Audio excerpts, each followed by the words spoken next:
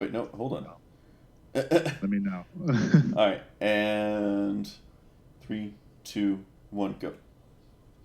Hello, and welcome to the weekly wrap. We are your hosts this evening. I'm Cody, and with me is George. Lou. All right, this week we got some interesting news. We're going to be talking about the knives come out for former Vice President Joe Biden, as the Democrats finally are sick of his shit, I guess. Too old. Get out of here, Biden.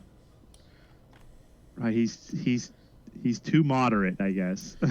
Goddamn moderates. Get them out of here. Be gone. A U.S. drone was shot down by Iran, so we'll talk about some of that. We talked about this situation a little bit before, but we'll get a little bit more into it, update you guys. And that's something that's been going on in my home state, they're being called the Oregon 11 around here, but Oregon Republican lawmakers walked out of session to deny a quorum so that no more bills could be passed, essentially. So we'll get into that a little bit. Okay. Well, all right. I've heard about the first two. But do you want to start with Biden? Yeah. Let's start with the knives we'll, coming out on Biden, because to me that's the most interesting one. Yeah. And that's the one that I think most people know about. Yeah. So basically, Joe Biden, he said something that the woke scolds, I guess, as Ben Shapiro would put it, don't like. Yeah. Do they like anything? Seriously? Do they like anything? They like people who share their ideology. They don't even like those people. Jesus. All right. Sorry. Go ahead. Well, if they say the wrong thing, I guess they don't like those people. But basically, he said that even if you are philosophically and politically opposed to everything another person stands for, if you're both in Congress, then what you got to do is work together and get things done. He mentioned two people, James O. Eastland and somebody else. I don't remember the guy's name. I don't know if I wrote it down. I think it says in the story somewhere. But anyway, they were both like ardent segregationists from the South, and these are Democrat senators in the 60s and 70s. Sure. And so he opposed them. He said, pretty much on everything philosophically, and but they had to work together to get things done. Well, yeah. I mean, I'm not sure what anybody's expecting him to do. Just anyone that doesn't agree with him, well, I mean, you don't agree with me, so fuck everything you do. Right? You can't oppose them just because you don't like who they are. Yeah, like racists drink water too, guys. So I don't know. Well, and that was his point. I just don't know what they're expecting from these people. This isn't even just like Joe Biden in particular. This is like all of politics. Anybody Joe Biden's age that's been in politics as long as he has is going to have passed more than one bill with people that they probably don't like. Look at bipartisan bills. What, are we going to go through and like dig up every single person that's ever passed a bipartisan bill and just hang them out to dry? It makes no sense. Well, that's just the nature of politics today. I guess, but it's stupid. Well, it's find a flaw in anybody or anybody that could tangentially be related to that person in some way, and then use the flaw of that person to paint the other person with that brush. Well, yeah, I mean, the guilt by association thing seems to be like one of the favorite smearing tactics of the hard left at this point. Like, I remember watching a story from Tim Pool about like the Epoch Times and how there were journalists from NBC calling up trying to be like, hey, we're going to ask around about the living situation of some of your people. Basically they're trying to find dirt and then use that dirt on individual journalists at the Epoch Times to smear the Epoch Times. Create guilt by association, try and demonstrate a hard right bias, as they would call it, which, I mean, their definition of hard right appears to be moderate. So, yeah. Well, yeah. I guess it depends on where. If you think you're the center, and then where you stand, what makes somebody Dude, hard I right. would love for any of these people that think moderates are hard right, or even people like me, because I have a feeling that to them I'm probably hard right. I'm a fucking I'm a social liberal. Like I agree with them on a lot of policy What does positions. that make me? I mean, conservative. Well, no, to them, I'd be like Oh, yeah. super Nazi or something. Well, no, I'm kind of curious what they would think if they actually met a Nazi, because I've met some of these guys. Like again, Uber driver. Guess what? Everyone needs a ride, including people Yeah. I don't like. Um, yeah, I've met some of these guys, and they have some crazy fucking ideas. They have some really crazy ideas about how things are going to go and how things should go and all of these things. I'm really curious where they would classify those people, or if they just lump it all in together and say, yep, that whole thing is just hard right. All of you. Everything from fucking the other three quadrants on the political compass, all hard right. Maybe they're the ultra right, because I've heard that term too, like the ultra hard right. Ultra right. What? Yeah, like the ultra hard right. Like, yeah. Well, it's the alt right's like such a nebulous phrase. Anyway, that's off topic a little bit. But back to Biden. How do we ever stay on? Do we ever stay on topic? No, but I think we should try, and then if we have more time at the end, we can talk about whatever we want. I thought that was why we only had 3 stories. Well, yeah, that kind of is why we typically only have 3 stories, is because we ramble a little bit. And if people like that, that's fine. We can. Yeah. We have no problem doing it. Apparently, it comes natural. We're old. But well, Cory Booker and pretty much all the other Democratic candidates for president use this basically as a way to attack Biden, because he's seen as more or less the front runner. Where does Cory Booker even sit? Because he seems to be a sort of middle point between a regular Democrat and, like, an AOC.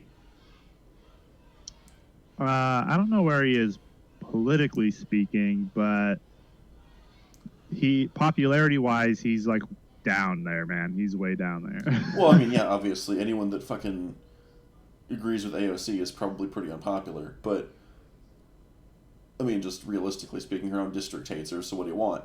But yeah, I'm trying to figure out what Cory Booker actually thinks about things, because it seems to fly with the wind a little bit, and I'm trying to nail him down. Because yeah, I know that Joe Biden and other Democrats do the same thing, but I've got a pretty good feel for what they actually think. And then there's the political expediency that comes in. Him, I'm having a harder time nailing down. I don't know. Yeah, it's hard. Like, he seems to be running on the basis that he's, I don't know, black. I mean, yeah, I get that. That seems to be his shtick. Like, he's got some identity Kamala Harris politics mixed in there. hasn't beat. Oh, yeah, Kamala Harris is way worse than he is. Or maybe she's just more outspoken. I don't know. Well, she's more popular, I think, than he is, too. Popular or better known? Because I'm not sure which it is. I think in polling, she's polling better than he is. Is she? Okay. Well, It's hard to tell because there's like 50 Democratic candidates, so we'll wait till... Being at 0% isn't even a mark of shame right now. It's just the most likely situation if you're running for Democratic president. Right. Well, like there was polls that said, well, all the Democrats polled higher than Trump. And it's like, well, wait till some of those Democrats get knocked out or screwed over by the Democratic Party, and then we'll see if some of those people switch to Trump. Yeah, I'm just gonna look up some of don't mean shit. I'm gonna try and look up the 2020 Democratic candidates.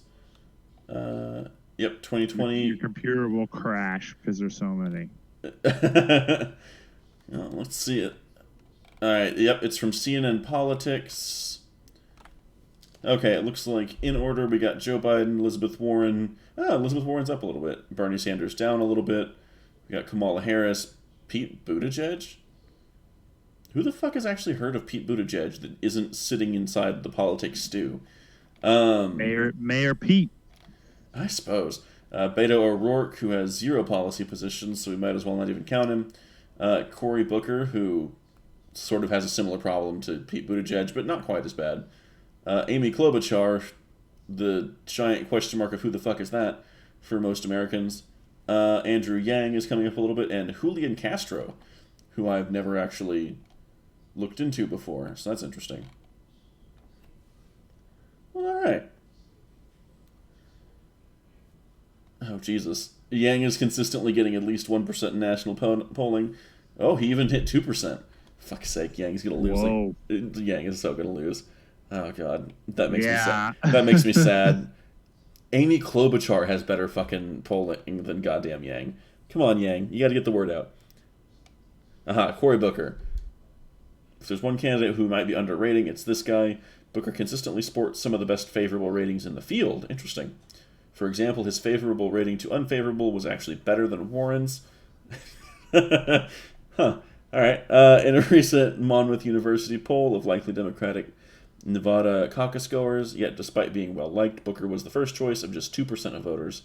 The big question going forward is whether Booker can translate his base of goodwill among Democratic voters to votes from them. Yeah, okay.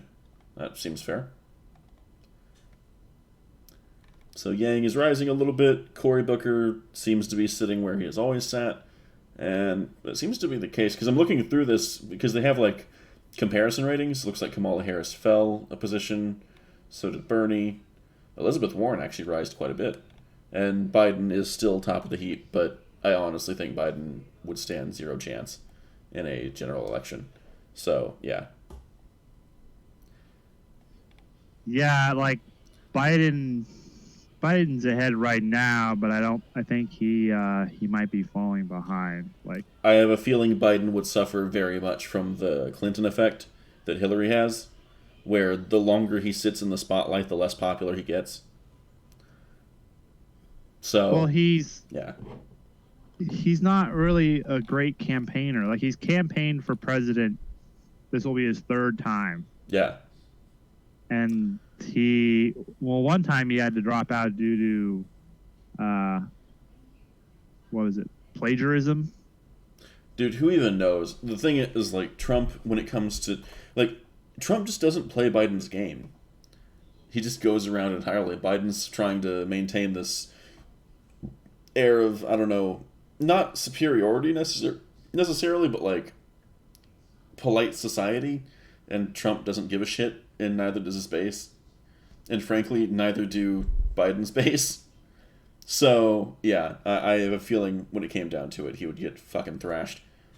But yeah, let's try and get back to the whole Biden because it's related. I'm curious because yeah, and not to mention the fact that Biden has so many openings from the Democrats.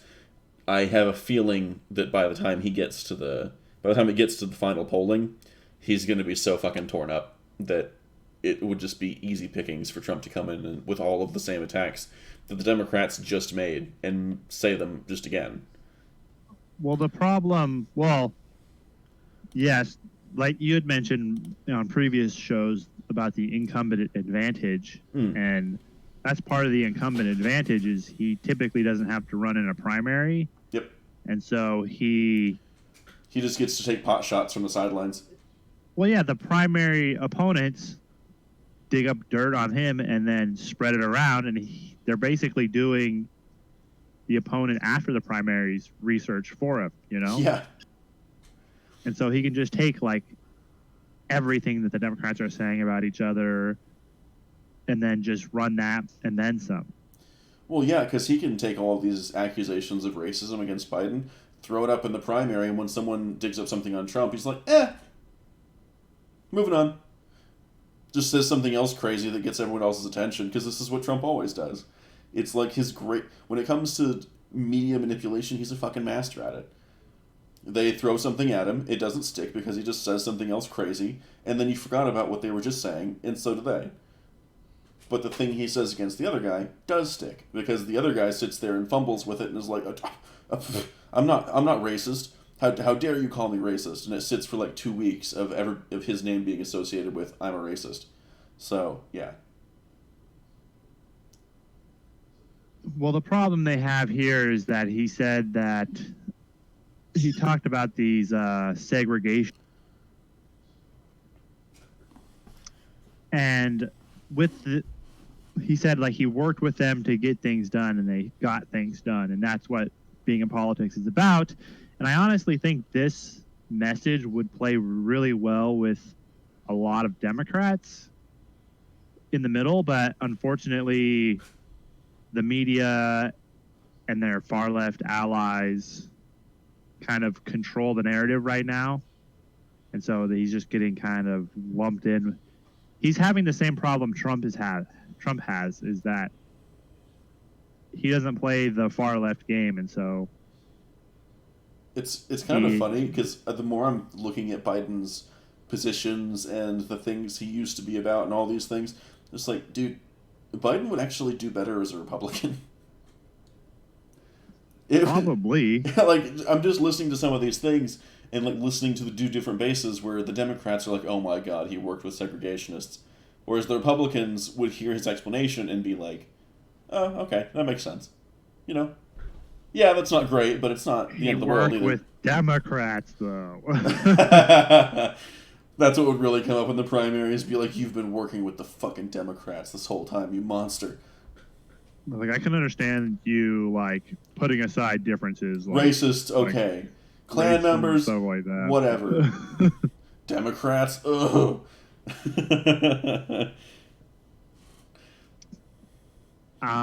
Worst part is it's kind of true. Right. Like, the Republicans... I don't think most Republicans are racist. No. I don't think that's true. But I think that they will... I don't know. The Republicans are just, like, accepting of a bunch of people, which kind of sounds terrible in that context, but... Well, they're accepting of more ideas, which is a really weird thing to say, because the whole conservative bubble thing has always been that they're supposed to be closed-minded, they don't want to hear outside ideas, like, they're not going to listen to anyone, they're just set in their ways, and that's the way it is. And it's like, on some levels, yes, but on a lot of other levels, no. Like, it's a very live and let live mentality, as far as I can see. For the most part. You get like your crazy religious ones that are like, no, how dare you put it, like did you see the story recently where there was a bunch of evangelicals that were trying to get a show called Good Omens pulled from the air? I guess they forgot what fucking decade this was. Like, I don't know what to tell them. Because apparently they're like, this normalizes Satanism. And I'm like, guys, this isn't the 90s. What are you doing? Like, yeah, it's like, well, what the fuck is the this shit? You know, yeah, seriously. TV, like, yeah, nobody cares anymore. It really felt go like read Paradise Lost, man. There's devils and stuff in that. I almost felt nostalgic when I heard that story come out. I'm like, holy shit, do I get to deal with the old bad guys again? Oh, please make them the bad guys again. Holy shit, they've come back. Please let that kind of stupid be the stupid we're dealing with again. That was so much easier to deal with. Oh my god. Well, Cory Booker, basically, he took to Twitter, I think, and called for Biden to apologize, because this is the routine, is you say, somebody says something, you take it wildly out of context in order to call them a racist and say something that they didn't really say. And then you ask them to apologize, and then when they apologize, you take that as an admission of guilt. Dude, I think we both know at some point Biden is just going to cave and apologize, but seriously, Biden, don't, this is... I'm going to reach across the aisle Biden, for a second. I know you're listening. I know, Biden, I know you're listening to this podcast right now. Please don't apologize. Just if you don't think you did anything wrong, just own it. Please, for fuck's sake, someone needs to own their shit. For God's sake. But yeah, I always say, don't ever apologize for anything that you meant to do. Yeah, well, don't apologize for anything you're not sorry for. Especially, like, Yeah. look at it from a cynical point of view. If you're not sorry for it, the problem is the apology doesn't change anything to them. They're not asking you to apologize because they're looking for an apology. They're asking you to apologize because they're looking for a cudgel. So when you apologize, Yeah. don't apologize unless you want to be punished. Unless you feel like you deserve to be punished, because that's exactly what's going to happen. Well, I always look at like being an English major, getting a degree in English. I always look at the words people use, Sure. especially on like stories that I sit down and read. And Cory Booker, he said,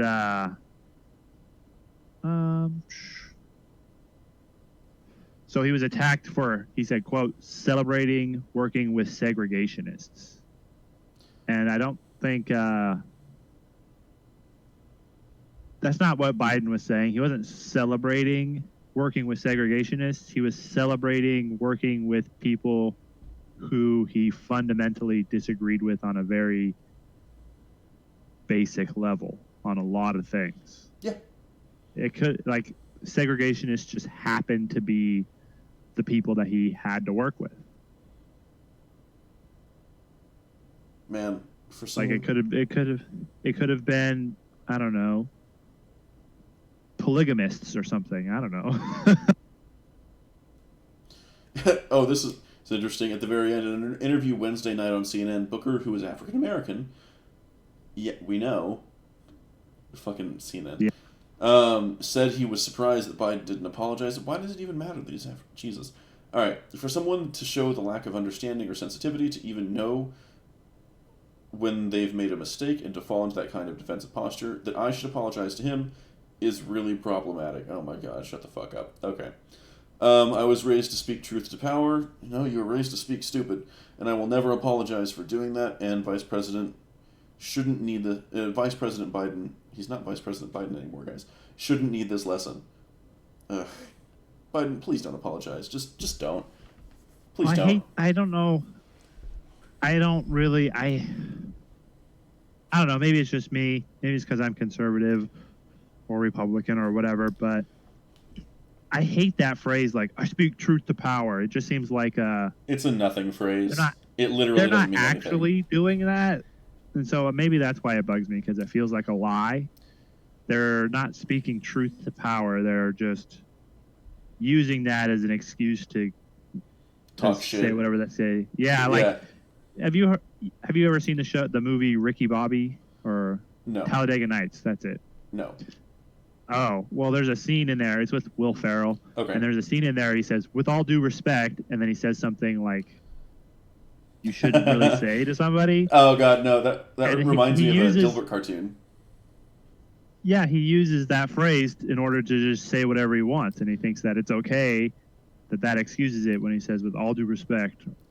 No, there was a whole Dilbert cartoon that might actually have been based on that, where it's literally just... You've seen the Dilbert cartoons before, right? Yeah. Yeah, there was one that was put out that basically had Dilbert talking to his boss that was like, with all due respect, and then his boss just like sizes himself up and is like, oh, I'm getting respect. About fucking time. And he goes back to his friends and it's like, dude, you can literally say whatever you want to the boss now. You just have to lead it with all due respect. Then you can say whatever the fuck you want. Doesn't matter. Say whatever the fuck you want. It's great. Well, yeah, that just seems like it's phrases like that, and then when people start something by saying, well, as a blank, insert, race, gender, sexual orientation here. Well, as a white straight man, I feel like, no, I don't care about, like, what does your gender or sex or anything have to do with this? Nothing. Like, take that shit somewhere else. Yeah, it's not like you're describing your fucking living conditions with your redneck fucking neighbors when you were a child. That'd be one thing. But when we're talking about the fucking economy, I don't need to know about you being a white straight man.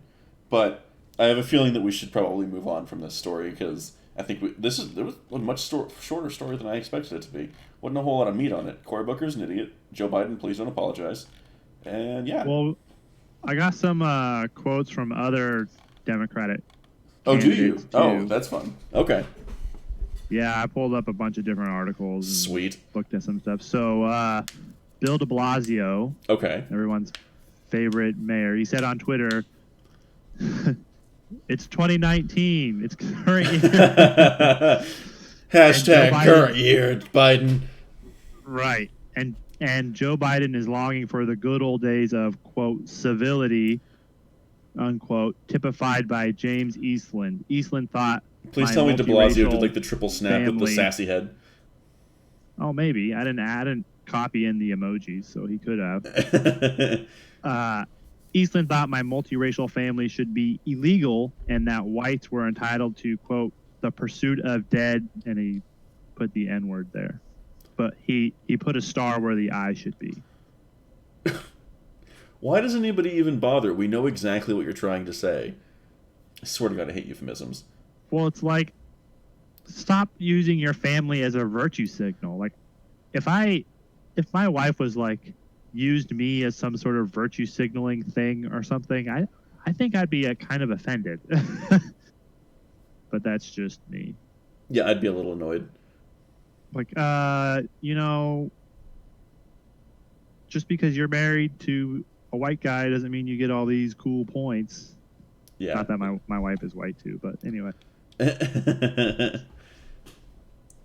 You're married to a straight man. Like, you're in the minority. Fucking straight people, can't stand them.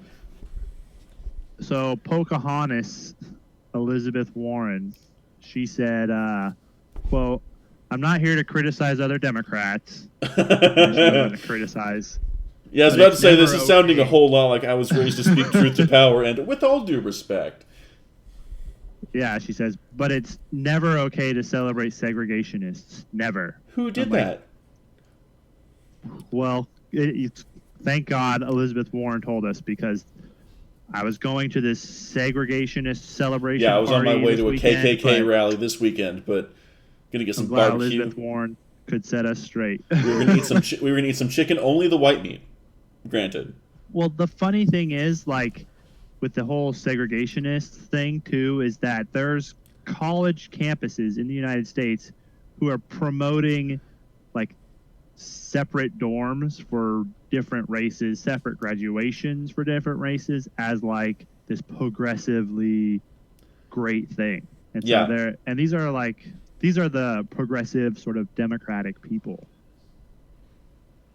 Well, yeah, they're the woke. It's like the woke section of the population that's like the fucking galaxy brain moment where they're so woke they just realize that black people need to be separate from white people for their own protection. Well, yeah, it's like, way to bring it around in a fucking circle, guys. What was the point of ending segregation then? I didn't realize you guys wanted it.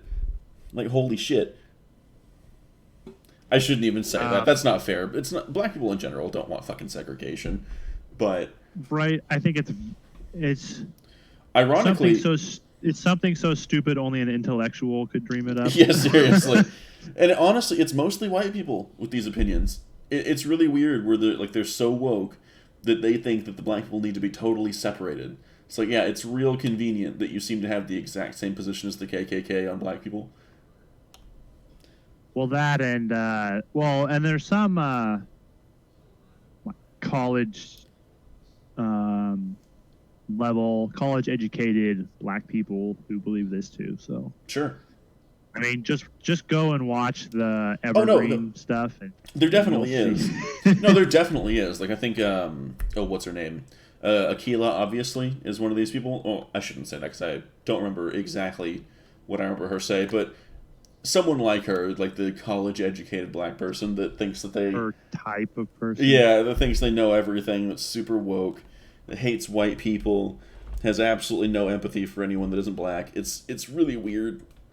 So, yeah. And then the last thing on this story I got here is a quote from Joe Biden in response. Oh, shit. He said, quote... Did he clap back? He said, they're making me defend Biden when he said this. Like, don't make me defend Biden, damn it. He said, quote, "I know the new left tells me that I'm this old-fashioned. Well, guess what? If we can't reach a consensus in our system, what happens? It encourages and demands the abuse of power by a president. That's what it does. You have to be able to reach consensus under our system, our constitutional system of separation of powers. Just stand up, slow clap, like, amen, brother. Holy shit, he's saying something sensible. What is this crap? Where was this Biden this whole time? What the fuck? Right, like, if a Republican said that, like, the Republican base would cheer. A Democrat says that, and the Democrat, like, far left vocal base is like, upset. What a bigot. Yeah. What a bigot. Yeah, I don't know what to say. Biden doesn't deserve this. This is ridiculous. Again, like, Yeah. I don't think I dislike Biden as much as you do, but I also don't want him as president. So yeah. I don't Joe Biden is one of these guys where I'm not like if he were it's always like in 2016 when it was Hillary and Trump, it was ugh. Yeah, pretty much. I don't like either of these guys. Fuck everything. And Biden is kind of in that camp a little bit where it's like I like him. I like him more than I don't Hillary. think. Well, yeah, it's impossible not to like somebody more. I don't know. I feel like if Saddam Hussein was on the ticket, that I would like that person less than Hillary. Zombie Saddam Hussein, or someone like him. You know what I mean? Erdogan. If Mecha Hitler decides to go on the American ticket, because we all know that's real. I've played enough World War II games. O'Donnell. Oh god. Fucking Joy Reid is the next Democratic candidate. Oh man, that would be so great. The crappy thing is she'd probably win. Dude, can we get Whoopi Goldberg for president? Fucking after the story I saw recently where she kind of was chastising other celebrities that were upset about their nudes getting leaked, I was kind of like, all right, well, at least, like, don't get me wrong, I don't fully agree with Whoopi on this, but like, at least she has her own opinion on it. It's kind of nice. It's not just, you know, cookie cutter, cut and dried, this is the opinion you're supposed to have opinion. You know? It gave me a little bit of respect for Whoopi. Because I guess there was a celebrity that got her nudes leaked. I know, shocking. And Whoopi, a great way to avoid that. Don't take nudes? Yeah. Yeah, there you go. That was Whoopi's opinion too, where she's like, look, it's 2019, this happens all the time. If you don't want your nudes getting leaked, don't take them. Like, you're a celebrity, you know you're going to get hacked. Well, were they like photos they took on their phone, or was this like it was a sexy at a photo. professional model shoot they were taking a bunch of pictures and they happened to have some of those? No, this is like a sexy photo that she took for her boyfriend, which I get. I don't have a problem with that, but it's not like a slut shaming thing. It's just you know you need to take extra precautions if you're a celebrity. This is the same for when you go outside. That's why a lot of celebrities wear hats and sunglasses. Like, this is the same when you go to concerts. It's the same when you go into your own house. Maybe you have a gun or two. You take precautions to make sure certain things don't happen. It's the same for when you send things. Understand that every time you do that, there are hackers out there that know exactly how to access everything. So, yeah, I don't know what to tell you. It's a pretty short story, so I'm just going to read this one real quick for context, for anyone that's not familiar. U.S. Central Command can confirm that a U.S. Navy Broad Area Maritime Surveillance, ISR aircraft, I don't know what that means, but sounds fancy, I guess it's just a drone, was shot down... It's a type of drone. Yeah, was shot down by an Iranian surface-to-air missile system, Jesus Christ, while operating in international airspace over the Strait of Hormuz at approximately 11:35 p.m. on June 19th, 2019. Iranian reports that the aircraft was over Iran are false, according to U.S. Central Command. This is an unprovoked attack on a U.S. surveillance asset in international airspace. The BAMSDA is a Rakufora. I'm not even going to say out the acronym. It's more fun just to say it phonetically. Global Hawk High Altitude Long Endurance Hail Unmanned Aircraft System, UAS, and provides real-time intelligence, surveillance, and reconnaissance missions ISR over vast oceans. Why are we just putting in random acronyms at this point? Oh, it's giving. They I'm an mean idiot. something. I'm an idiot. It's giving me the word and then the acronym. I'm just Yeah, stupid. that's what those parentheses are Over vast ocean and coastal regions. I'm just stupid. Okay. for. I'm sorry. I can't I help have to it. know this I'm shit, just man. I'm just dumb. I can't help it. All right. I write stuff like that for work all the time where I'm like, okay, here's like the full title, and then here's the acronym we use because I'm not writing that whole thing for the rest of the report. Gotcha. All right. I don't know what to make of this because it could be a lot of different things. We obviously have the U.S. side of things saying, no, we weren't in their airspace. They came into our airspace. Our airspace. This was unprovoked. International airspace. Yeah, international airspace. And it's like, I mean, were you though? Because, like, it seems real weird that they just randomly attacked a United States drone for no apparent... Like, what? Am I supposed to believe the Iranians are trying to send us a threat? Like, we can turn their whole fucking country into glass. Well, here's the theory that I've been hearing mostly from Ben Shapiro, and it's that Iran is suffering from like some sort of internal conflict, not necessarily like actual fighting, but just internal strife with the regime. And so in order to try to quell that and to unify people behind them, they're trying to provoke the U.S. into making a move, some sort of like the strike they did on what was that place? Syria? They do remember the last time we seriously went to war with a Middle Eastern country, we took out the leader. Right, but that's why they're not... Like when they put those mines on the ships didn't explode and kill everybody. Yeah. And then they shot down the unmanned drone.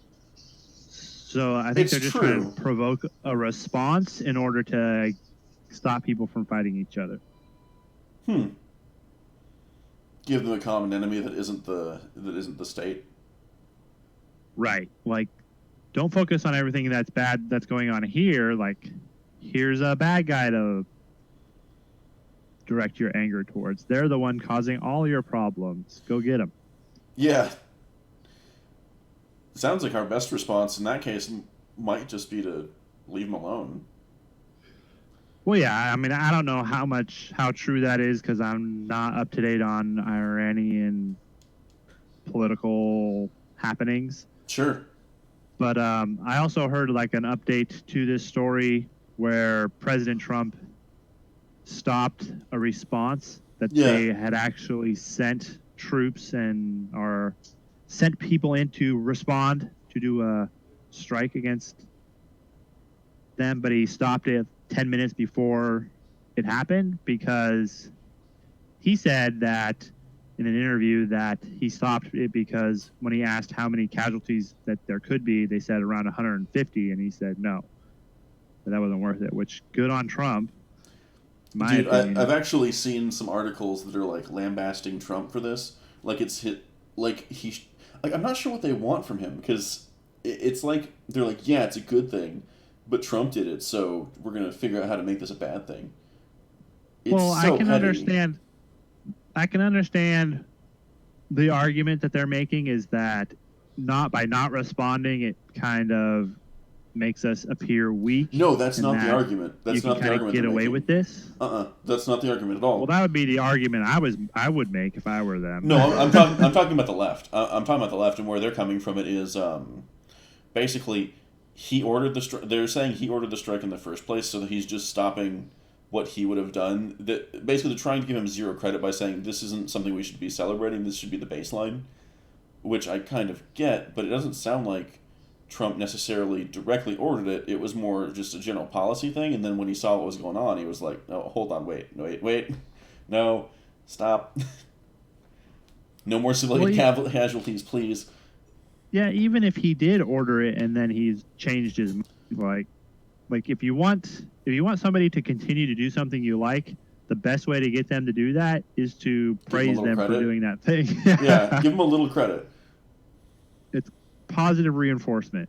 Yeah. It does work wonders. It's great in dog Especially, training, especially on Trump. Like we've seen that, like in his, like in the meetings that we see that talk about internal Trump politics inside the White House, where it's like the first couple of years they were always talking about how it was basically the last person to talk to him that had the biggest influence on him. Like he's a pretty malleable guy. He listens. So yeah, some positive reinforcement goes a long way. But of course they don't want him to. They want him to fail. They don't care how much it hurts the United States. They just want him to fail. So, yeah. Yeah, this seems to be more about attacking Trump than it does. So the left have become this is a false flag sort of conspiracy theorists, in a sense. Yeah. Yeah, pretty much. And I don't blame them. I mean, we've seen plenty of things from, the CIA and all these different groups that have orchestrated undeniable false flags. Like, that's exactly what they were. Iraq is the best example of just a giant.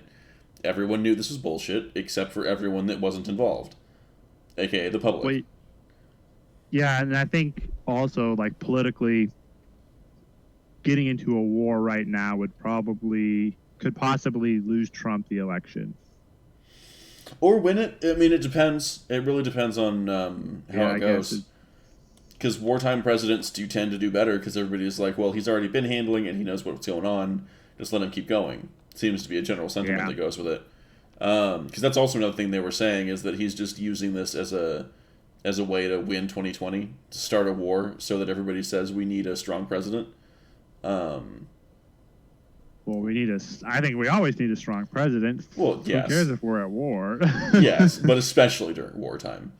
Like if everything's going great, you don't need a strongman dictator coming from the top down. So yeah. Exactly. Speaking of strongmen dictators or strong women dictators, let's go on to the next story. Well, there's not much else here. Did you want to talk about anything? No. I mean, just maybe some final thoughts. Like, I don't think. I'm not entirely sure I believe U.S. Central Command when they say that it was definitely not over Iranian space, but it's mostly because I don't trust government reports on anything. So there's that. But I also think it's perfectly plausible that Iran is trying to use the U.S. to shore up their own base and get people rallied behind them. So who knows? It's when it comes to the Middle East, as usual, it's just one giant who the fuck knows. To me. Right. Well, yeah, I don't trust U.S. Central Command, but I do trust them more than the Iranian government. That's fair. That's fair. So, yeah, I'm not it's not that oh, you got to believe them, because well, one, it's the story that I would want to be true. Right. And so I always have to try to be a little skeptical of that because of, what is it? Confirmation bias? Yeah, confirmation bias. And so, but I don't trust the Iranian government either, and I probably trust them less, to be honest. That's fair. I don't know. Though they are pretty honest about their hatred for, Yeah, they seem to be pretty straight with us for the most part. But all right, let's move on to the story coming from Oregon. Oregon governor says she'll use police if GOP walks out. Guess there've been some catfights going on in Oregon legislature. Let's see what this is. You want to tell us about it? Yeah, one sec. Trying to pull up my notes. All right, while you do that, I'm going to start reading this. Oregon Governor Kate Brown said Wednesday she's willing to extend the legislative session and mobilize the state police if Senate Republicans follow through with a threat to block a vote on a sweeping climate plan. I am prepared to use all resources and tools available to me as governor to ensure that Oregonians are being served by their leaders. I am in close communication with the Oregon State Police, and my office is preparing to making preparations for a special session. Her statement heightens tensions with Senate Republicans, who said earlier this week they are prepared to take action to stop what could become the nation's second statewide cap-and-trade program. Senate Republican... Yes. Oh, go ahead. So, before all this, there was a walkout before. Sure. Because there was a gun bill and a forced vaccination bill. So Okay. if your kids were going to public school, you were required to get a laundry list of vaccines. Okay. And people thought that the number of vaccines was too broad, and they didn't like the idea that they had to be forced into doing it. So they walked out, and those bills were tabled in order to get the Republicans back so that they could pass another bill, which they did. Like, they increased taxes, basically. Sure. Part of getting them to come back, and I think this is in my notes, was that they agreed not to walk out again. And okay. so, but along with that agreement, they said that they would give the Republicans more voice and allow them more input on bills, because currently we have a Democratic supermajority in both the House, the Senate, and the governor is a Democrat. So they don't need any Republican votes to do anything. They can just vote. So the only measure left that the Republicans can use to slow down or to prevent legislation from going through is not showing up and denying a quorum, because if you don't have quorum, you can't actually hold a session. You can't actually vote on anything. Okay. Right. It seems kind of like nitpicky a little bit and kind of weird rules. Right. But those are the rules, man. I'm surprised with a supermajority they can't meet quorum. That's interesting. Well, they have enough people to vote everything in what they want, because I think they just need a majority to pass legislation. Right. Or no, they need 2/3 as a supermajority. Anyway, they can't meet quorum. I don't know why they can't meet quorum, but What's the Oregon quorum? Is it like 95% or something? They need at least two Republicans there, and 11 of them walked out. So, awkward. Which is all of them. Yeah. Huh. Yeah, I don't know. I know for the Republican Party, like our county chapter, quorum is 50%, I think. Okay. 50%. So I'm guessing it's higher in the Senate to actually make legislation for everybody. Okay. But anyway, they did that. They came back. The big contentious issue with these bills is that all the bills that the Democrats are passing have this clause attached to them. It's the emergency clause. These aren't emergency bills. Like this cap and trade bill they're trying to claim that it's an emergency because climate change is a big emergency. This isn't an emergency clause. And the reason that they're attaching this clause to it is because in Oregon, a bill can be passed, and if the citizens of Oregon don't like it and they can collect enough signatures, they can get a petition going, then it will go on the ballot for Oregonians to vote on it. Okay. As opposed to just allowing the legislature to do kind of whatever it wants. But with the emergency clause, it takes effect immediately, and you don't get that sort of recourse. And so they don't want, for some reason, the Democrats don't want the people of Oregon to vote on this legislation. Well, either way, they need quorum, right? Like, it's not like the emergency tag gets them out of that. No, it doesn't. Okay. So interesting. So what happened is they walked out because they attached I think from what I'm hearing from people who know these senators personally and who are in the House and everything. Sure. The big sticking point is the emergency clause, that they wanted to remove the emergency clause. That and the seems Democrats totally reasonable. Basically said, no, we're not doing that. Screw you guys. We don't need your votes anyway. Screw you guys. Yeah. So the Republicans felt that the Democrats broke their end of the bargain to get them to come back from the last walkout, and Sure. so they walked out again. But the Democrats, like the governor, Kate Brown, is trying to say that, or trying to spin it in the media that the Republicans are the ones who broke the deal because they said they wouldn't walk out again. And now she's sent she has sent the state police after them, and she What are has the police even also, supposed to do? the police said that this sort of thing has happened before because there have been walkouts. There was actually a Democratic walkout that our governor was involved with, I don't know, like 15, 20 years ago, something like that. Of course there before was. I was paying attention to this. Yeah. And she was totally fine with it then, to stop a bill that the Republicans were opposing. Well, yeah, for her priorities, walkouts make perfect sense. Now that it's not, now that it's the other way around, oh, how could you? Fucking stupid. Well, on top of sending the police after them, they're fining each of the senators $500 per day that they're gone. Okay, go for it, bro. And, yeah, right. So, I mean, state senators I don't think they make a ton of money, to be honest.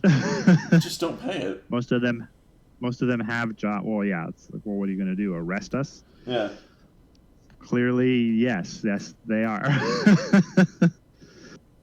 I mean, But, even if they do, like, okay, I'm arrested. Guess what? You still can't meet quorum because I'm in jail.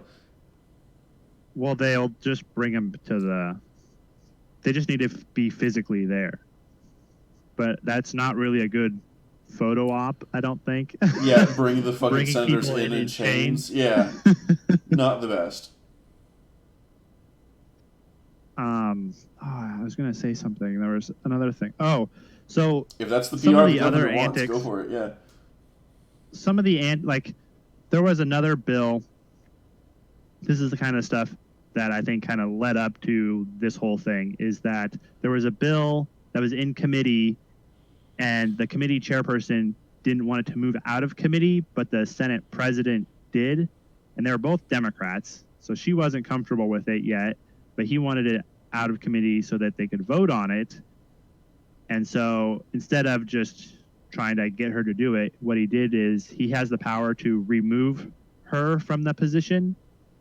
And if there's nobody in that position, then the Senate president gets to cast the vote for the chair. Okay.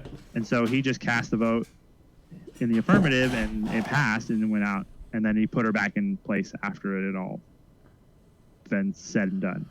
So the Democrats have been up to some sneaky shit, man. Yeah. That does sound like politics. Right. I mean, some of it is just, that's politics. But yeah, that sounds like everybody, honestly. Well, here's Governor Kate Brown. When she was asked about the two bills that were tabled when they walked out the first time, she said, I'll just say there will be consequences. So she might bring those bills back. Who knows what's going to happen. And Right. she is threatening a special session for July. So she wants to have one in July 2nd to vote on a bunch of stuff. So she's going to try to cram through as much as she can now as emergencies, so that come election time, she'll have gotten a lot done and, I guess, get reelected. I don't know what her goal is. Bankrupt the state, kind of feels like. I feel like the Republicans, if they're going to go with this strategy, should force her to use the police to force them in. Like, don't pay the fines, don't do what she says, just force her to do that. Because it's ridiculous. Oregon's not as big as like Texas. Sure. So a lot of these senators have actually left the state. And the Oregon State Police, I think, have said they're not leaving the state to go after these guys. That's fair. And like where I live, you can leave the state in, depending on traffic, 30 minutes to an hour. You can get out of state. You can get to Washington. What in the world? What kind of sorcery is that? It takes me like 7 hours to leave the state. No, I live like on the northern border between Oregon and Washington. What the fuck? That must be That's where weird. Portland is. That's Portland's so about weird. 30 minutes from Washington. What the fuck? We're not 30 minutes from anything. Well, yeah, Texas is huge. It takes about 5 hours to drive across from north to south, from Washington to California. Oh, I thought you to go meant. through Oregon. I thought you were talking about Texas. I was like, it takes 13 hours to drive north to south. No, Texas is way bigger than Oregon. Takes for fucking ever. So Senate Republican leader Herman Beischiger Jr. I can't say his last name. We'll just call him Herman. Senator Herman Jr. from Grants Pass, which is in southern Oregon, he said, quote, "My caucus and I have been threatened by the governor, Senate president, and majority leader with fines and arrests because they don't agree with our stance to protect rural Oregonians from cap and trade. Walking out is part of the conversation because the governor is not willing to move on her position on the bill. She's only representing Portland and the environmental community, not rural Oregonians." So part of the backdrop to this, too, is last week, Oregon Timber, like all the loggers and truck drivers and stuff, showed up at the Capitol, I think on Wednesday, to protest this bill before they were getting ready to pass it. Like, they showed up with their logging trucks.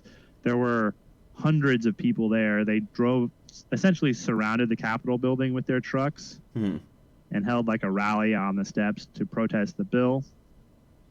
And I have a lot of friends, a lot of Republican friends I'm with, friends on Facebook who Sure. are like live streaming from it. So I got to see a lot of stuff from there. So there's a lot of people that don't like this bill, but they're still trying to cram it through because it essentially, remember what happened in France when Macron passed those gas taxes? Oh yeah, the whole like paternalistic, we know what's best for you attitude.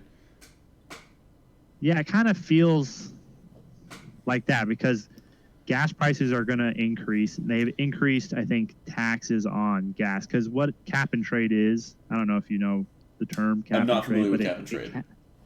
it caps emissions, Okay. and then you can also purchase carbon offsets, I think.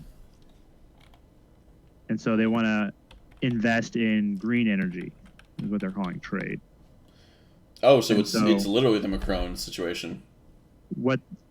How they're capping emissions is essentially like the way the mechanism they're using, is they're going to tax essentially gasoline and God, I've always thought gasoline sin taxes were stupid. Propane. Yeah. Natural gas. I think sin taxes in general are stupid, but yeah. Right. So do I.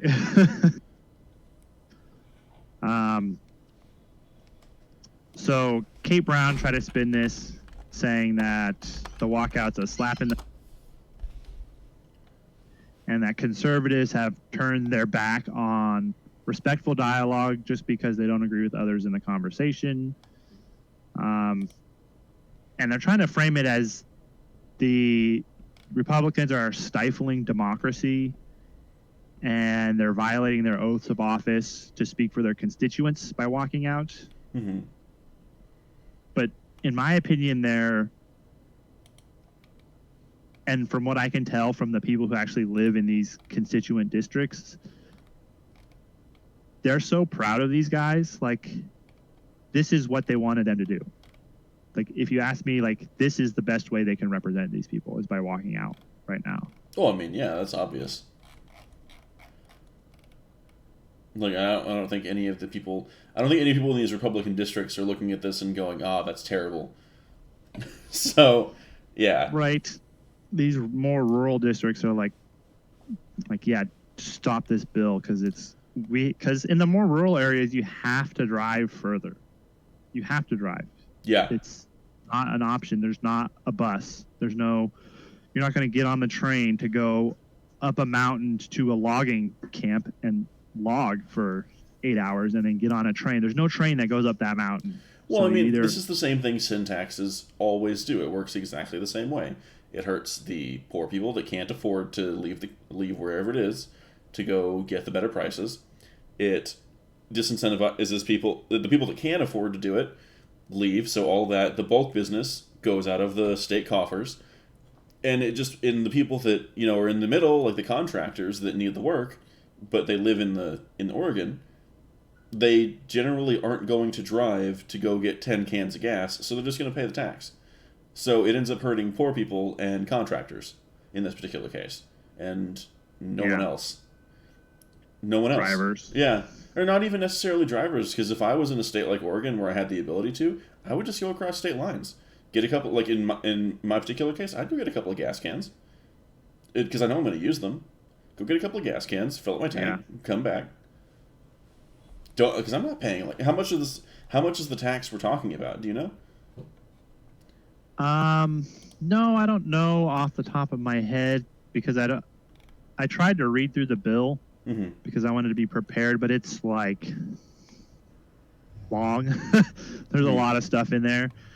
But I think the number I saw floating around after, because they wanted to increase the tax, and then I think when it was all said and done, they increased the tax by like 22 cents per gallon or something like that. Sure. Which doesn't seem like a lot on the surface, but like when you think about it, you're buying, tons of, 10 to 12 gallons if you want to fill up your tank, depending on how big it is. It adds up. True. Especially if you're like a truck driver. And they increased it. It's more on diesel, and they also increased the cost to get your tags for your license plate. Mm-hmm. So that went up too. So it's basically like people driving cars. And we do actually have a problem with congestion. And I think this is the Democratic solution to congestion, is to force more people off the road. So unless you're rich, you don't get to drive around, which I'm not rich, but thankfully I only live 15 minutes from where I work. Well, I mean, Uber and Lyft will help with some of that, but if you live in the rural areas, that doesn't help you at all. Right, and that's most of the state. Yeah, so again, it's hurting contractors, it's hurting poor people, and it's not hurting the people that actually cause the problem at all. So, yeah. So before the Republicans walked out, where they were still in the Senate, Senator Brian Boquist, who is like a Green Beret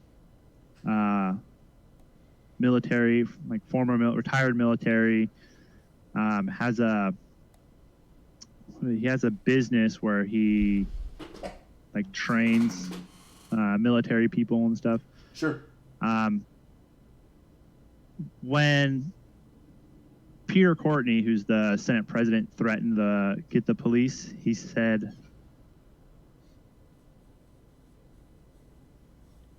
"We're at the 11th hour." This is a quote. "We're at the 11th hour. If you don't think these boots are for walking, you're flat wrong, Mr. President.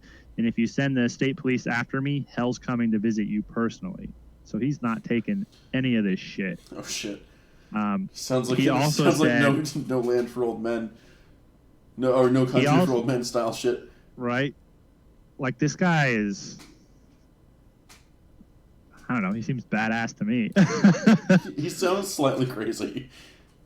Yeah, but I think it's just mostly talk. I don't know. Sure. He also told the Oregon State Police Superintendent to send bachelors and come heavily armed. "I'm not going to be a political prisoner in a state of Oregon. It's just that simple." That's fair. Right? Like, he's like, if you come after me, it's going to be a problem. The people in like the more rural parts of Oregon have this sort of mentality. Mm-hmm. I don't know if that's true in every state, but they have this sort of like, you're not going to, like, this is the land of the free. You're not going to oppress me. Like, you want to come take my rights, I will die for them. Do you remember when we had the Malheur wildlife standoff where a bunch of guys took over a federal building? A bunch of ranchers took over a federal building in Oregon because who was it? The Bureau of Land Management was going after them for grazing on public lands. Okay. Well, one of the guys, his name's Lavoy Finicum, he was killed by the FBI, essentially, and he kind of has this same mentality of like, you're not taking me, you know, I'm going to do what I want, you're not going to come take my guns. And what happened in that instance is he was driving, he said he'll surrender to the sheriff in a different county that he trusted. Mm-hmm. He was a man that he knew and he trusted, but he's not surrendering himself to the FBI, and because he felt like they would kill him.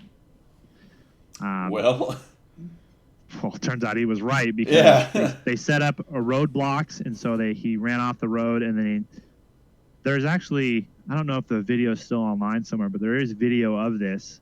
He wasn't the only person in the car, but he got out of the car, and he's probably carrying a gun, and he does look like he went for it, and the FBI shot him. But there's some like discrepancies. Some people think the FBI shot first, like before he went for his gun and stuff like that. But I don't know how much of that is true or not. But yeah, and then they proceeded to shoot up the car for what felt like an eternity. Like if you watch the video, if I could find it, I would send it to you. I will watch the video at some point. And something else that feels like it's going to take an eternity to stop. 9-year-old drag queen in Austin spreading message of love. I decided, since we're running a little bit light today, I pulled up another story from my home state of Texas. Austin, Texas. 9-year-old living near Austin is spreading a message of love and inclusiveness as... Wait, that's a boy? Okay. As he performs as a drag queen. She is a boy. Wait.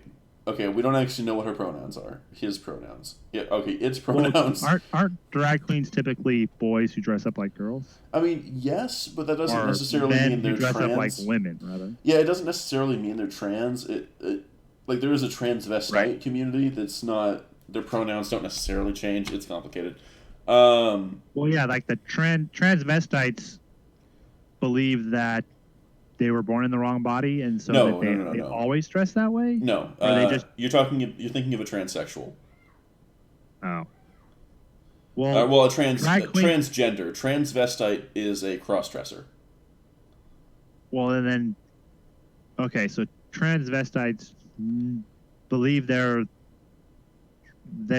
gender that they biologically are, and they just like dressing up as the other gender. Usually. Like, transvestite is something that you could say about someone that's transgender. It's just, it's more like a hierarchy. You have, like, the transvestites at the bottom they just cross-dress because they like it. Then you have the transgender people that believe they're in the wrong body. Then you have the transsexuals that are, like, as you go up that ladder, it sort of supersedes the other titles.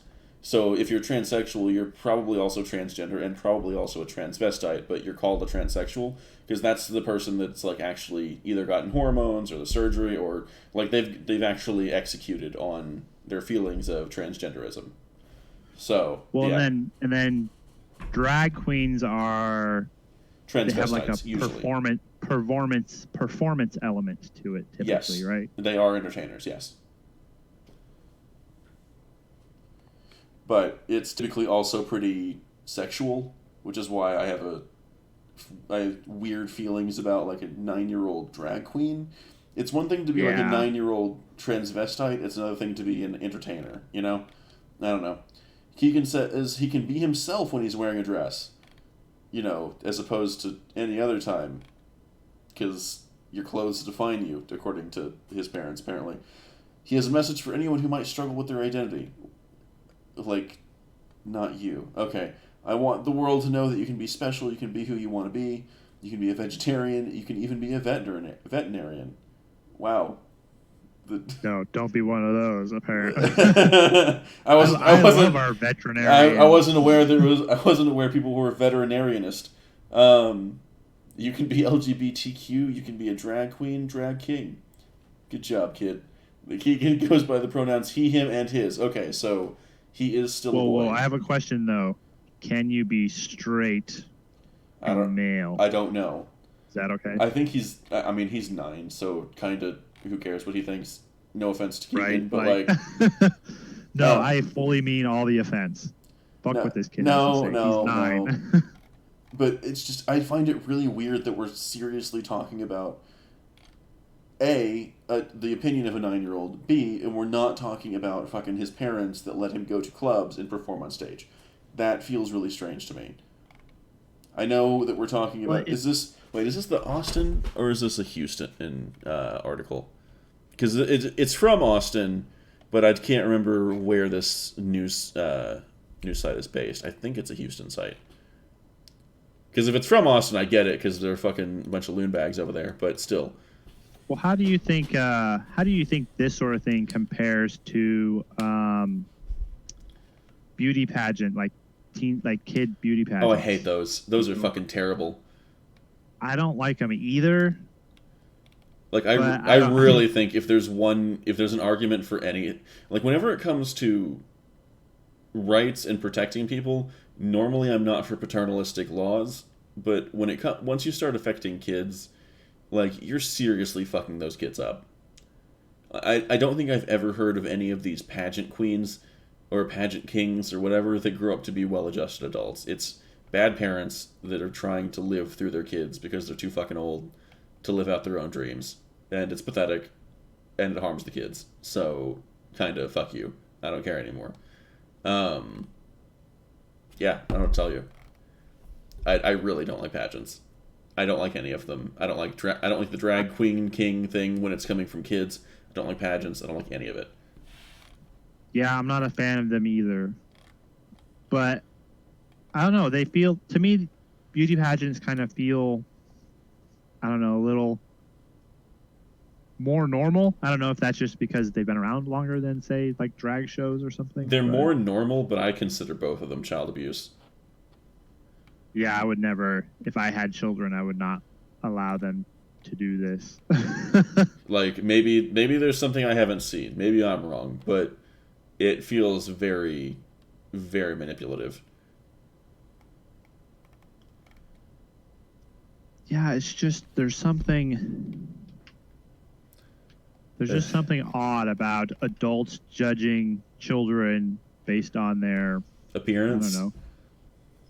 Yeah, physical appearance. Yeah, I mean, it's not just their physical appearance. It's their performance. It's, how well they can do the techniques, how well they can. Like, I understand that it's a pipeline for modeling careers and a lot of different positive things for their adult life, but just even child actors I don't like. I don't like that stuff because the kid has no way of understanding what it is they're getting into. If something does go wrong, it's like there's a perverse incentive for the parents to just look the other way if the kid's being abused. Like, there's a lot of problems. And how many stories do we have to see coming out of Hollywood where it honestly feels like if you see a child actor or someone that used to be a child actor, like, there's at least a coin flip's chance that kid got raped at some point. Let's just be real. Right, yeah. It's, I don't know, it's fucked up. Kids in entertainment don't mix, to me. They just don't. We need to unionize these kids. Oh my god.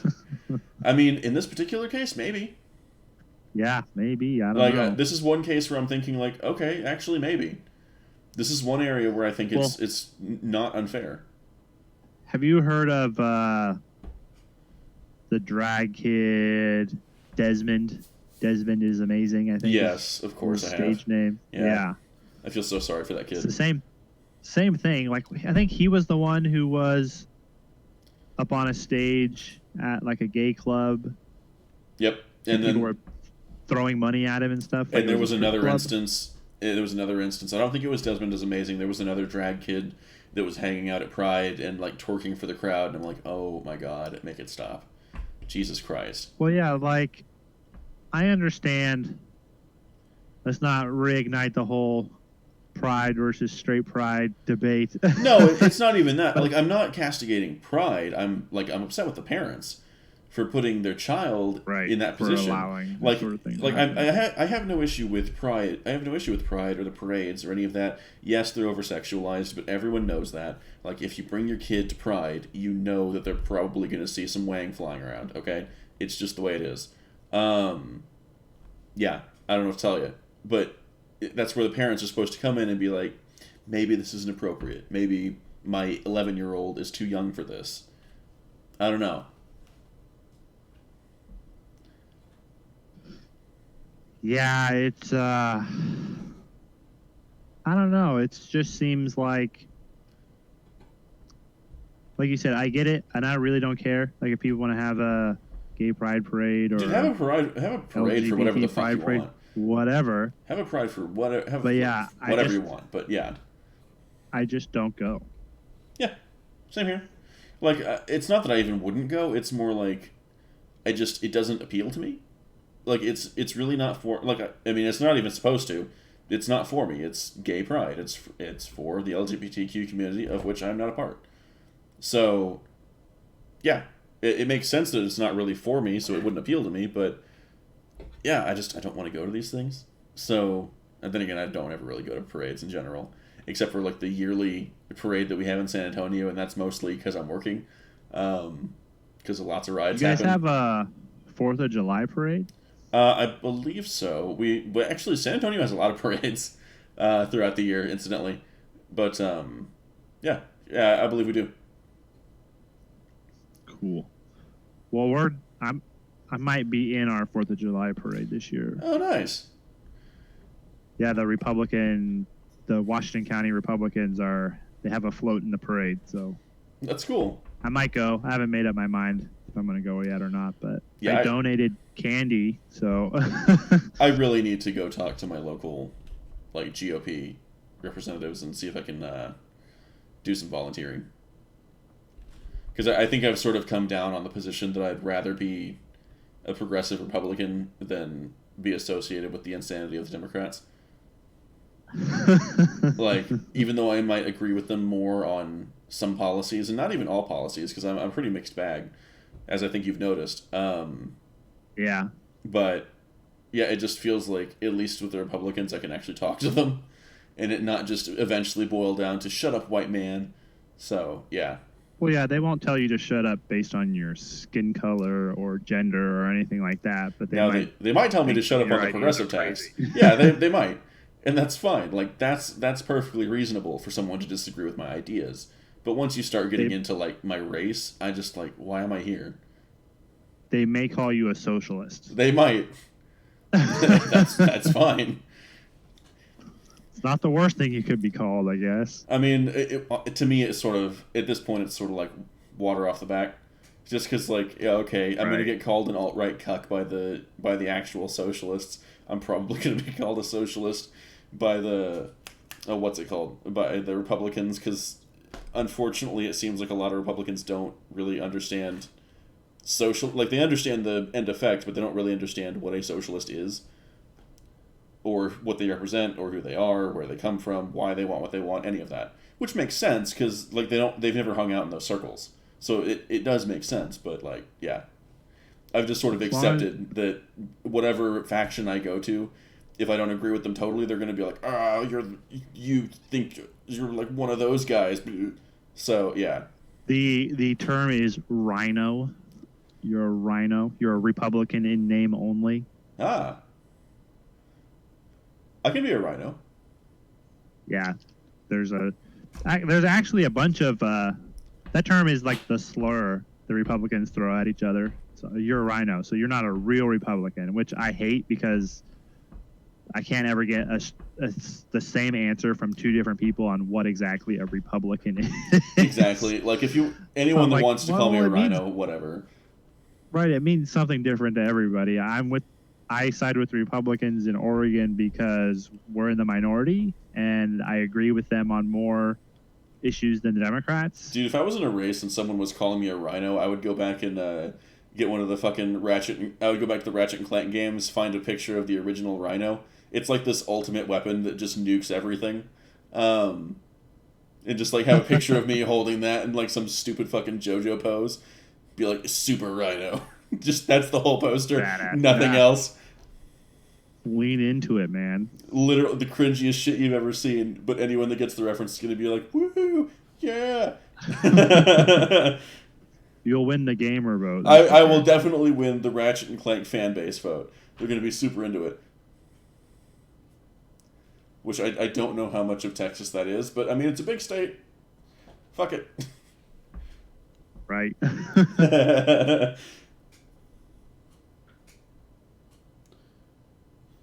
Wouldn't be the first weird thing that a politician did.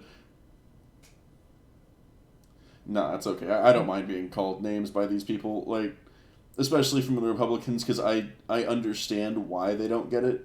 With the Democrats, it just feels very disingenuous. So, yeah. Yeah, I'm re-looking over my notes. I think we've pretty much covered everything. Yeah, there was one line I even added a from story. Boquist, Senator Brian Boquist, that I wanted to cover because I thought it was funny. Who is that? He's an Oregon senator. Ah. He's the guy who said that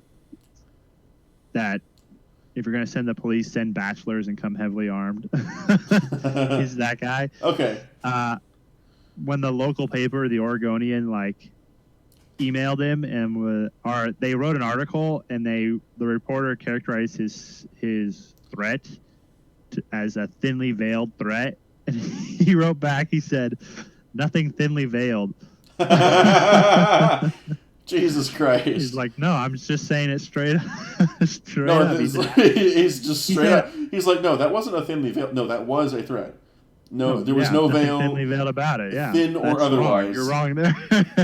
How dare you say my threat was thinly veiled? How dare you, sir? Remove that veil.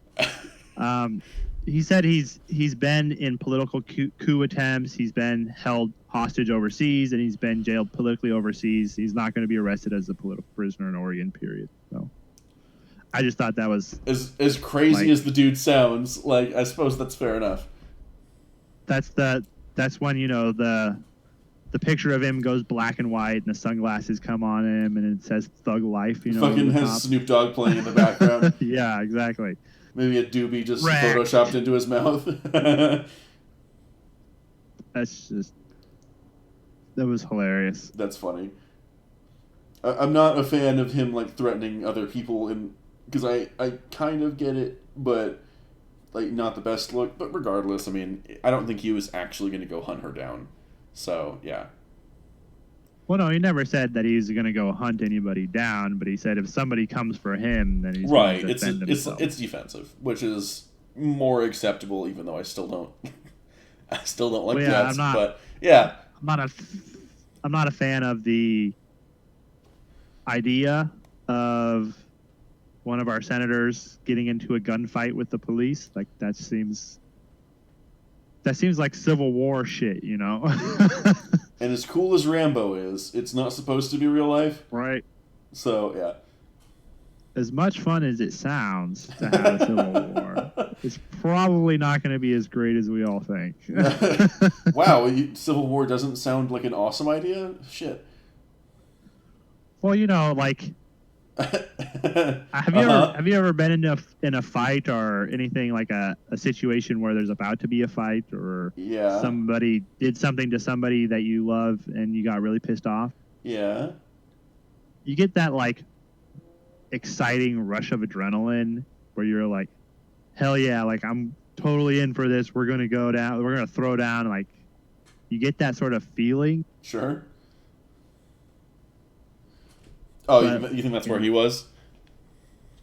No, that's like the kind of, like, weird. I don't know. I think it might be a guy thing where I think it's also a biological response where. Yeah, it's fight or flight. A threat, like, you get this adrenaline rush and you're ready to, like, kill somebody or run away really fast. Yeah, it's fight or flight. But it's also, like, exciting. You know? Yeah, it is. There's, like, a layer of excitement to, like, a fight. Yeah. There's a fight. Like, you want to go over there and, I don't know, prove your manhood. I don't know.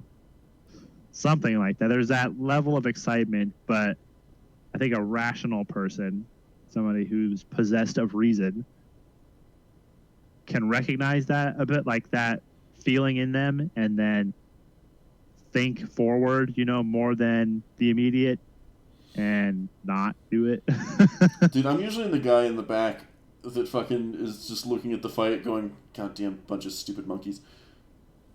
Just all beating the shit out of each other. For the record, No, that I'm like, was a redneck bar. There was 0 black people in the fight that I'm thinking of, so don't even anyone go there. yes.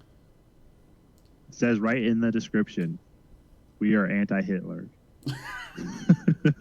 Hold on, we need to... Wait, let's see, is that what at the bottom? We're anti-Hitler?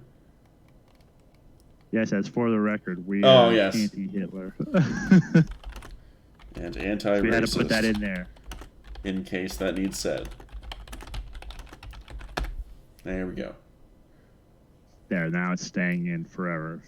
Yep. Anytime anyone's just like, why are you so racist? Read the description. Description. Well, it's like when people talk about, oh, there's going to be another civil war, and then you hear people online like boasting about it. Like some of them, it's for most of them, it's just hot air. Like they're just talking. Yeah, they're like it's the tough guy thing. It's a bunch of LARPing. You see it all the time. Anytime you actually call any of these guys out and be like, all right, well, let's go. And suddenly the excuses start coming. Oh, you're not worth it. Yeah, you're not worth it. Oh, I would have to drive so far. Blah, blah, blah, blah, blah, blah, blah. So, yeah. Yeah. Bunch of bullshit. Well, personally, I try not to say anything. Well, unless I'm joking. Unless I'm trying to make a joke and be funny. I try not to say anything. Try not to say that I'll do something that I won't actually do. Like, that's like a standard that I try to hold myself to. That is not a standard that the average pussy holds themselves to. I think it's a good standard for most people to have. Is like probably is, yeah.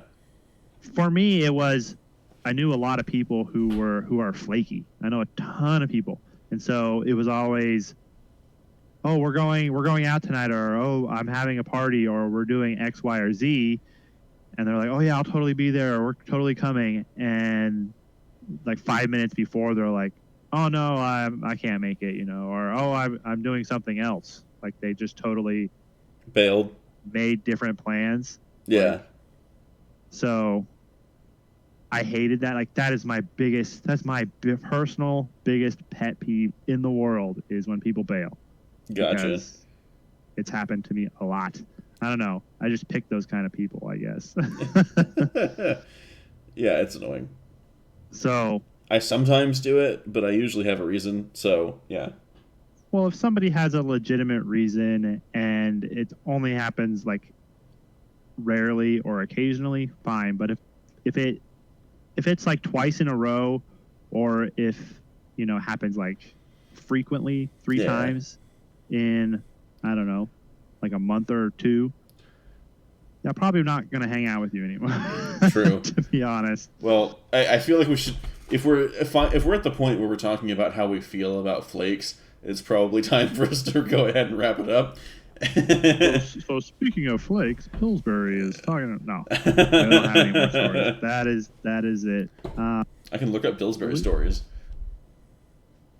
They're delicious. I'm kind of curious. Pillsbury news. Did anything happen? Doe found in Pillsbury dough. Let's see if anything interesting happened. New executive director and permanent receiver named Pillsbury Senior Communities. No one cares. New leadership named Pillsbury Senior Home. No one cares. Pillsbury, King Arthur, and Aldi Flowers were called in connection to E. coli outbreak. That's a little more interesting. So Pillsbury might have E. coli. Just give it a few days before you go and buy any.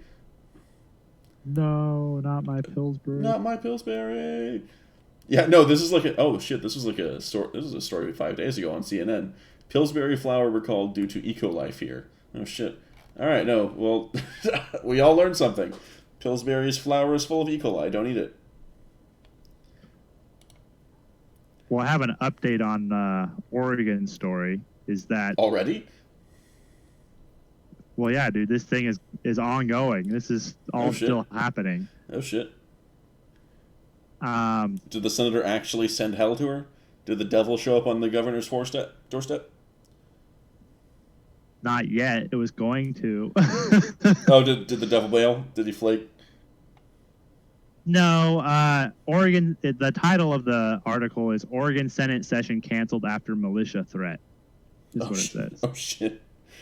So, Jesus Christ! This weekend. That is getting real. Well, I don't know how true this is. I don't know what militia they're talking about, but all of them, just militia, all of them. Right. From sea to shining sea, all of the militias were threatening. Well, I'm trying to see if they mention like, oh, it was like the 3%ers were going to show up and shoot a bunch of people, which they wouldn't. Like, that's not who they are. But anyway, I know that the Republicans they weren't militia, though. It's not like it was just a bunch of people, a bunch of Republicans organizing on Facebook. They were going to hold because they're supposed to have the session all weekend to wait to see if the Republican senators would come back. Mm-hmm. And why would they come back? You sent out the state police after them. Right. Well, in case the police found them and then brought them back. And they could vote on this bill. They're fucking sipping martinis in fucking California. What are you guys thinking? Right, or Washington or Idaho. One of the three. I'm just saying, like, if I was fleeing my state, camping. Yeah, or they're camping just somewhere in the woods. They're just hanging out in the middle of the woods, and the kids are like, why are we camping right now? It's a school week. Shut up, Jimmy. It's cheaper to camp than to rent a hotel for a week. We're going to kill some bears. We're going to eat some fucking jerky. It's going to be great. Right, like a bunch of Republican groups and the Republican Party, they were all going to go to the state capitol this weekend, Saturday and Sunday at like 9:30 in the morning and hold rallies. And sure. They called it, the title is like, I think it's storming the Capitol, something like that. Let me look. Hold on. Okay. I got invited, so I guess I'm a militia member now. Oh, shit. So when you end up in jail, I guess I'll be doing the show alone. Yeah, I'll be a political prisoner, though. Oh, shit. We'll pray for you. Where's Texas? They're supposed to come rescue us. We're just going to secede. True. The shit gets too crazy. We just leave. We've been saying that for centuries. Oh, it's called Occupy the Senate. Huh, okay. And so basically, from 9:30 in the morning to 5:30 at night, we're going to have, it says, occupy the Oregon Senate on Saturday and Sunday, hang out with the Democrat senators. Basically, we're just going to go there and tell them that we don't like what they're doing. And if we're going to go hang out with them, they're going to bring burgers and fries. No, but hey guys, brought beer. Apparently, it's okay for a bunch of people to camp outside and around the ICE building in Portland for a month, but the hint that Republicans are going to show groups are coming. Oh, God. There's 153 people that said that they're going. I guarantee you. Some of them, well, you can't go in the Capitol building with a weapon, I don't think. But you can be outside with a weapon, which is totally legal. They're all just going to stand there in formation with AK-47s. That would look terrifying. Well, we did have a pro-Second Amendment rally at the Capitol one time, and you know what? No protesters came and harassed us. Weird. It's amazing how that works. I'm going to send you the link, because I'm trying to find out like how they got to this militia threat. I don't think we're going to find out today, honestly. Yeah, if something crazy happens, you guys will see it on the news, or, pray for me. I have my concealed carry class on Saturday, so I can't go Saturday, but I was thinking about going Sunday if I can, but who knows? We'll see if things are still going on. I guess the session's canceled, so I don't know if they're actually going to still have these rallies or not. I mean, probably. Let's be real. But all right. I think this is where we should go ahead and wrap it up for today. Yes. All right, guys. Thanks for tuning in and listening to me ramble about what the heck's going on in Oregon and all that jazz. Please like and subscribe, share, tell your friends. Don't forget to comment. Every comment. Yes, there you go. Comments are a big one. If you like the show, please leave your support. Also, just to make sure that we can try and set up something for the advertisers, buy a house. You guys need to go and get a mortgage, get a second mortgage, get 3 mortgages if you need to, buy a new house, then buy 3 mortgages on that. Mortgage, house, mortgage. House. As someone Buy who a has house. a mortgage, they're great. I love it. Yeah, can you talk for about 10 minutes at the beginning of the next show about mortgages? Sure. We probably could. We need to encourage YouTube to see us as advertiser friendly. We will talk about mortgages all day. Look, your mortgage does not increase as quickly as rent. It might go up a little bit because of taxes, but mostly your mortgage stays the same for 30 years. So all right. Well, you want to get out of the rent racket. We're going to try buy a fucking house. Over the next few months, we're going to try and get our name out there a little bit. So I'm going to see if we can't get on the partner program and get some of those sweet real estate ads. Heck yeah. Mortgage, all right, mortgage. guys. Thanks for tuning in. We'll see you guys next Friday. Peace, guys.